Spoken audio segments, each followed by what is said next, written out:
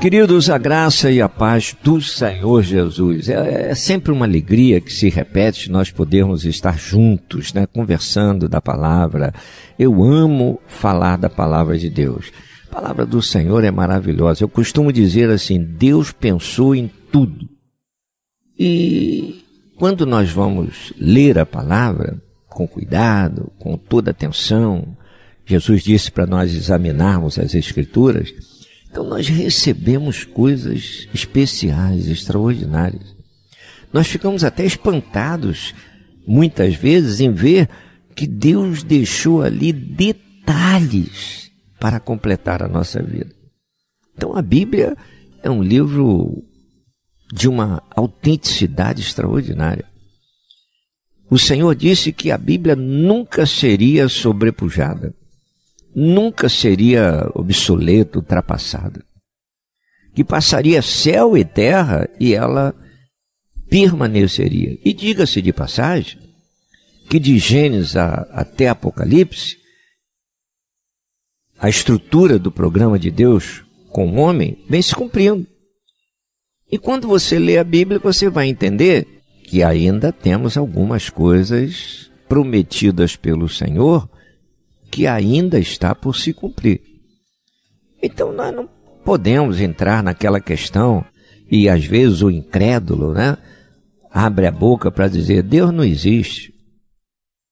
Às vezes é vantajoso para ele pensar que Deus não existe, porque aí ele está livre para pecar e viver do jeito que bem entender. Mas o homem querendo ou não, Deus existe. O homem aceitando ou não, Deus é presente e Deus vê todas as coisas. Então Deus não é uma mitologia, Deus não é uma pessoa criada pela imaginação humana. Pelo contrário, se Deus não se desse revelar ao homem, nós não saberíamos quem é Deus. Não foi o homem que foi pesquisar pela filosofia para encontrar Deus, foi Deus que veio se apresentar ao homem. Lá no Éden, você vai observar que o Senhor se apresentava ao homem todos os dias na viração do dia. Então Deus tinha prazer de vir para conversar com o homem. O que quebrou esse prazer? O pecado. O que Deus fez? Enviou Jesus.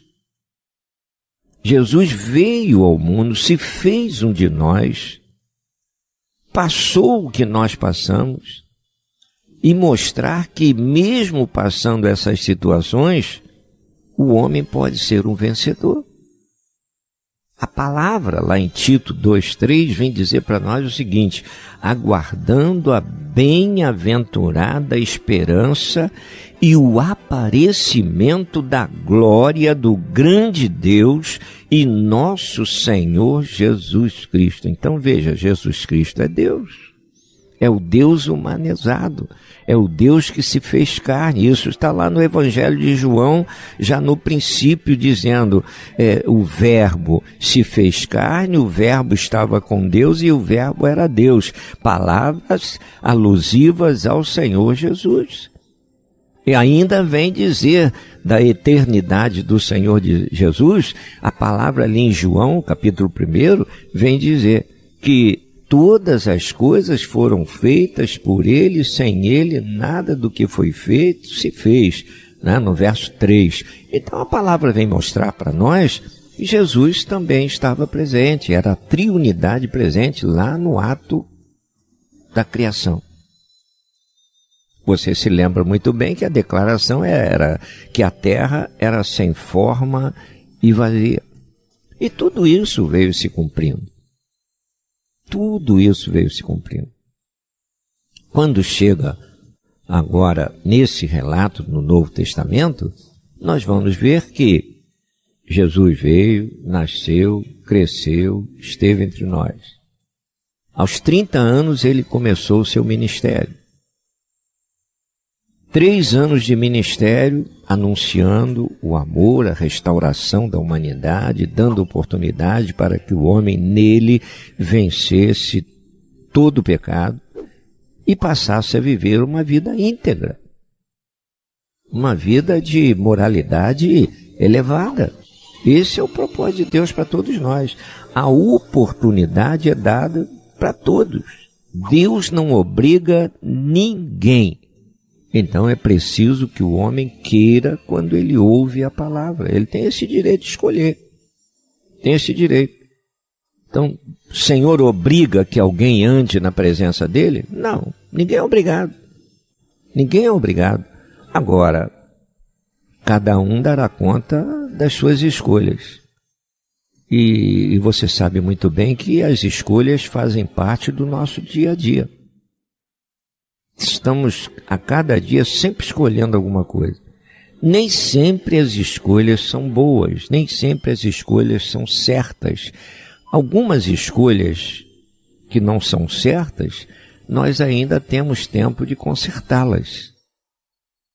E temos que consertá-las enquanto estamos vivos, porque depois que nós morrermos, aí não interessa mais. Aí não tem como mais fazer escolha. A escolha é para quem está vivo.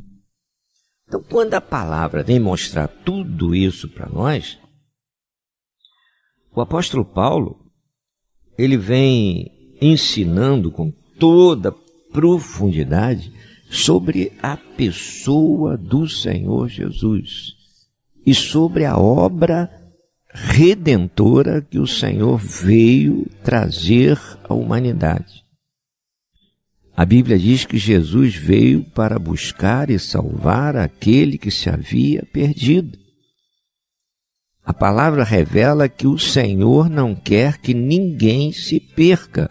Então veja, o propósito de Deus é que ninguém se perca. Mas e a escolha do homem? Está dentro desse propósito? Aí cada um é que tem que dar a resposta. Cada um. Deus não obriga ninguém a ser salvo, mas Deus oferece todas as condições para que a pessoa entenda o plano de salvação. Se a pessoa quer se drogar, se drogue. Quer se embriagar, se embriague. Quer se prostituir, prostitui. Quer agir de uma forma totalmente errada, né? Dentro da desonestidade, da corrupção e etc., é escolha. Mas não vai dizer que Deus criou o homem para estar nesse caminho. Não, foi a escolha do homem que o fez entrar nesse caminho. Não foi propósito de Deus colocá-lo nesse caminho. Pelo contrário, toda vez que a pessoa está para dar um passo, Deus mostra a direção certa. Como é que Deus fala conosco? Deus coloca a paz no nosso coração naquilo que nós vamos fazer. Deus dá a direção. Agora, às vezes, nós queremos tirar vantagem e partimos para a desonestidade. Deus não está na desonestidade. Às vezes queremos levar vantagem e usamos a mentira. Pai da mentira é o diabo, Deus não está nisso. Você vai vendo uma série de situações. Onde você aprende isso? Na palavra de Deus, na Bíblia. A palavra mostra a forma que nós devemos andar. Veja, a forma que nós devemos andar. Não está dizendo que é a forma que somos obrigados a andar. Por que não, pastor? Porque depende da nossa escolha. Eu posso dizer para você que eu me converti com 13 anos de idade. Eu nunca me afastei dos caminhos do Senhor. Eu nunca tive mais necessidade de procurar outras razões para viver. Eu cresci numa comunidade que eu morava bem próximo à escola de samba. E você sabe o que rola numa reunião de escola de samba e tal, mas eu nunca fui envolvido por aquilo, por bebida, por cigarro, por outras coisas. Eu nunca fui envolvido. Eu gostava do samba. Mas interessante, quando o Senhor me tirou dali, aquilo ali não me fez mais falta. Não fez mais falta. Por quê? Porque o meu encontro com Jesus preencheu completamente a minha vida. Aí você vai conduzindo e vigiando a sua própria vida. Há um chavão popular que diz assim: quem toma conta da vida dos outros esquece da sua. Hoje nós estamos vendo muitas pessoas tomando conta da vida dos outros. Por isso talvez a pessoa ande tão relaxadamente, anda de qualquer maneira. Hoje, no meu tempo de rapaz, nós tínhamos hora para chegar em casa. Eu tinha 20 e poucos anos, eu ainda era solteiro e eu tinha hora para chegar em casa. Meu pai não dava mole, não. E hoje tem criança aí de 11, 12 anos que sai para a noitada e não tem hora para chegar em casa. Então isso é correto? Não, por isso é que nós estamos vendo essa situação amarga aí na vida. Estamos vendo aí a formação de uma geração muito difícil. Se você observar, a vida do ser humano passou a ter um preço muito baixo. Passou a estar desvalorizada. Hoje a pessoa mata um ou outro aí com 10 reais. Hoje nós estamos vendo essa violência crescendo a cada dia. E o que é isso? É o desamor, é o desrespeito. Toda essa situação está totalmente contrária ao que a Bíblia nos ensina. Jesus veio para nos libertar de todas essas agruras, de todas essas situações amargas. Jesus veio para nos libertar. E as pessoas, às vezes, estão aí vivendo a vida que ela acha que é boa. E a própria palavra também vem dizendo para nós: há caminho que o homem, ou para o homem, parece ser bom. Então o homem vai viver no parece, não no que é. No que é. Eu costumo dizer para os jovens lá na igreja, muitos jovens, graças a Deus, fazendo medicina, passando em boa colocação. Nós temos lá na igreja o irmão Alexandre, que está fazendo aí o doutorado, né, de ciência, de história, e o trabalho dele foi considerado entre os 10 melhores do Brasil. E ele já foi chamado, né, por uma editora americana para editar o trabalho que ele apresentou na faculdade. E também foi chamado por uma editora no Sul, né, para poder editar o trabalho dele na íntegra. A pesquisa dele científica. Então, um trabalho maravilhoso. E observe, ele é um crente fiel, um irmão abençoado. E eu fico muito feliz. Agora, acontece o seguinte: enquanto esses jovens, esses irmãos, estavam lá com a cara nos livros, estudando, pelas madrugadas, estudando, e durante o dia estudando, às vezes tem um feriado, tem um passeio, tem uma coisa, tem uma outra, eles se privam dos passeios, fazendo a escolha de ficar estudando. Outros estão lá na laje soltando pipa e etc. Eu não estou dizendo que é pecado soltar pipa, eu estou dizendo que é pecado ficar continuamente soltando pipa, não estuda, não trabalha e não faz nada. Aí está errado. O que a pessoa vai ser lá na frente? O que está plantando para o futuro? Então a semeadura não está boa. E esses irmãos, eu tenho vários jovens lá na igreja que estão na escola de cadete, escola de oficiais, escola de sargento. Estão estudando, estão se lançando. Estão se lançando. Quando saírem de lá, já estão empregados, já têm um salário. Já podem pensar em formação de uma família, num casamento. Então, é vida estruturada. Vida estruturada. A Bíblia nos ensina a termos uma vida estruturada. Quando, aqui no livro de Tito 2,13, fala sobre o aparecimento de Jesus em grande glória. Por quê? Ali em Atos relata que Jesus foi assunto aos céus. Jesus morreu, ressuscitou. Diga-se de passagem que Jesus é o único líder religioso que esteve na terra que deixou o túmulo vazio. Qualquer um outro líder, você vai a um lugar do mundo, você vai encontrar aqui jaz fulano, nasceu dia tal, mês tal, ano tal, e morreu dia tal, mês tal, ano tal. Então tem o período de vida dele na terra. O túmulo de Jesus não tem isso. Você vai a Jerusalém, está escrito lá: por que buscais entre os mortos aquele que está vivo? Ele não está aqui. Ele ressuscitou. Está lá. Se você quiser fazer uma viagemzinha para Israel, quando acabar essa pandemia, vai lá, é uma viagem extraordinária. Não é viagem de turismo, não, é viagem de aprendizado. E você vai ver lá no túmulo de Jesus escrito: o túmulo que está fora dos muros da cidade velha. Fora dos muros de Jerusalém. Você vai ver isso lá, está escrito. Ainda hoje, o que está dito na Bíblia, você vai constatar lá: o túmulo vazio. Então Jesus foi assunto aos céus. E mais de 500 pessoas puderam contemplar ali Jesus sendo assunto aos céus. E houve uma palavra da parte do Senhor dizendo: por que olhais para cima, varões galileus? Aquele que veio subir, um dia ele voltará. E é justamente desse aparecimento de glória que Paulo está falando aqui em Tito. A palavra está mencionando. Jesus foi, mas ele vai voltar.